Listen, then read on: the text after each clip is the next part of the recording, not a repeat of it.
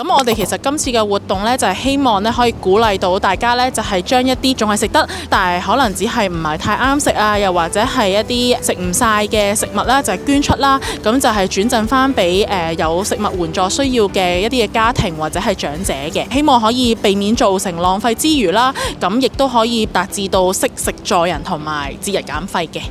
其實都係一個好偶然嘅機會嚟嘅，都係有綠在沙田 approach 啦，即係一個賀年嘅回收食物嘅活動。咁後尾亦都再傾過幾轉之後，都話會唔會都可以嘗試一下有一啲新嘅諗法，譬如話去由你哋嘅同事派發啦，甚至係話有冇可以有個工作坊，即係去到宣揚呢個環保綠色嘅理念。咁我哋 Foodlink 就嚟到呢個禮儀會沙田長者鄰舍中心呢度咧，邀請咗綠在沙田啦嚟到呢度搞呢個綠色工作坊。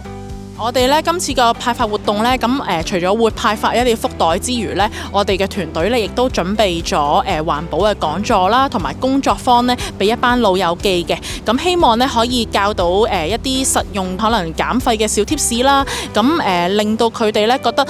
原來源頭減廢咧其實都唔係咁難嘅啫。咁更加容易咧就係願意去踏前一步啦，去實踐一啲嘅回收分類嘅工作咯。咁我哋希望咧可以透過今次嘅活動啦，就係